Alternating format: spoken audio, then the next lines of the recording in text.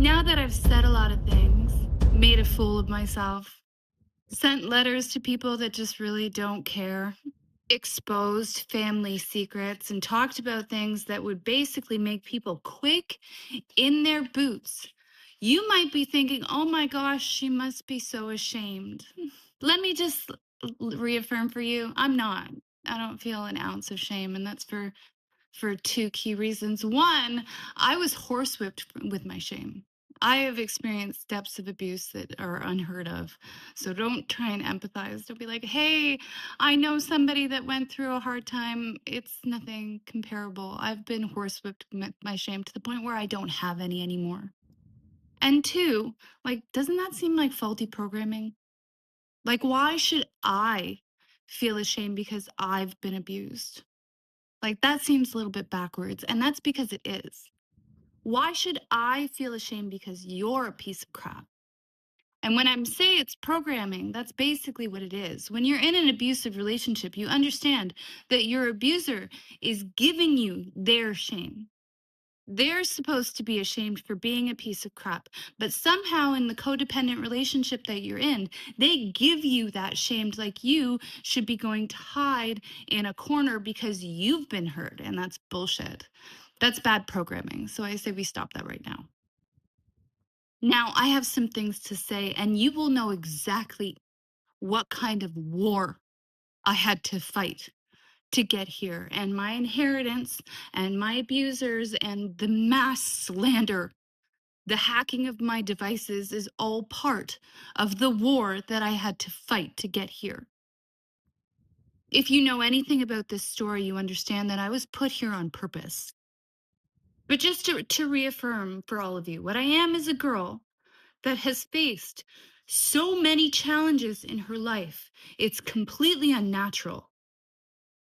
I've gone through hell. And then after that hell, I was forced into a 2-year period of like cruel amounts of isolation. And then after that 2-year period of isolation, I've come back with messages for the land.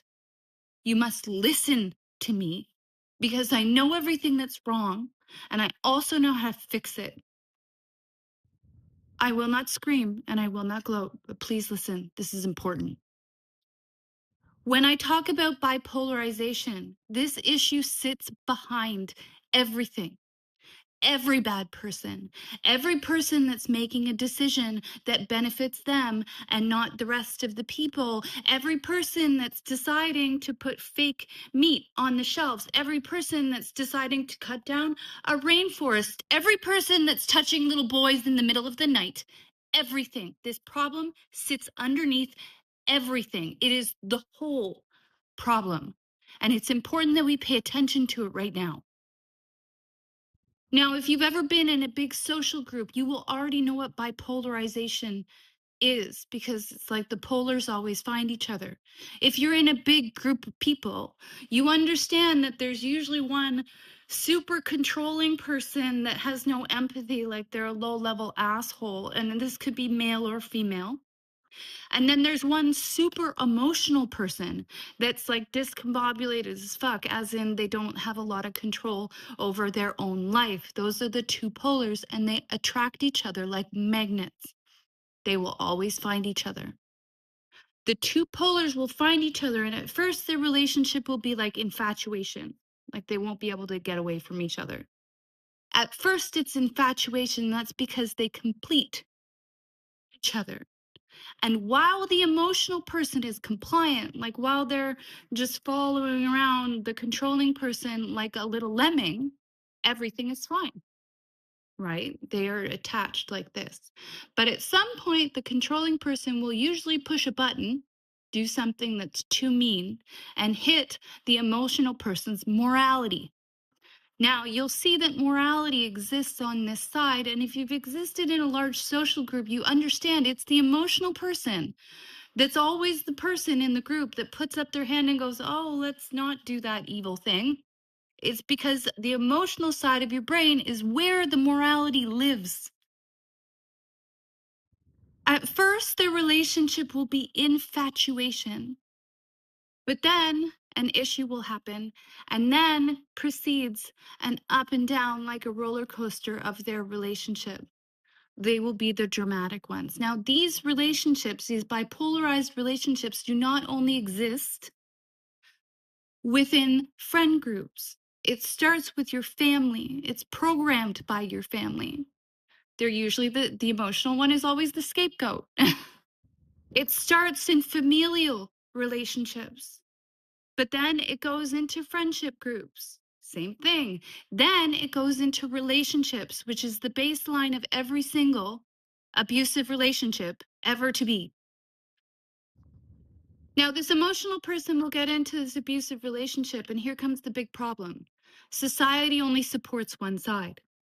Society right now is only supporting the controlling side, which is like, it's not surprising. When you see a coupledom break up like this, you understand it's always the controlling person that crowdsources a huge group of people. It's always the controlling one that decides to manipulate the game against the emotional one. And it's always the emotional one that ends up stranded, alone, continues to be abused within their lives to the point where they almost always end up in a pit of alcohol or poor or in poverty or like really in the shits, while the controlling person is surrounded by a pack of humans that support them. This is so ingrained within our societal systems. It's all the way into the court proceedings. It's almost always the controlling one that has the benefit of court, which we will be able to prove in data. Now, this problem has existed now for a very long time. So much so that the emotional ones, the divine feminine ones, are almost gone. Like they're dying out. Again, this is, I think, where we're sitting right now, and I'm very intuitive. I can usually tell just by looking at a person which side that they sit on. And I know we're in big trouble right now. There's not a lot over here, and the ones over here are almost always suffering within this society, like within life. Now, these two polars are echoed in a whole ton of ancient stories, like anything that deals with energy and structure. Like at first there was energy, and then there was structure. And at first there was light, and then there was form. It's all the same thing. It all correlates with these two polars. It also correlates with the story, because it's always the structure that gets jealous of the light. Now, we're sitting right here, right now, but you'll understand in life, there's always balance. So it's like, even though we have many more people over on the controlling side than the emotional side, right now, the energy still exists, which is where I get into 2026 prophetics about star seeds and light workers. Because the energy still exists, it's just existing in fewer bodies on this planet, making them much more powerful. That's your star seeds. Now, I'll get into Disney prophetics later, but I started to realize that a lot of art is prophecies, especially stories that have been repeated over and over and over again. Light bulbs with light bulbs, light bulbs with light bulbs, light bulbs with light bulbs. That's for happily ever afters.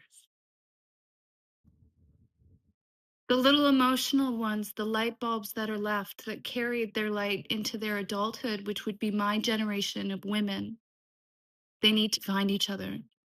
And they need to find each other right now, which is why the label exists.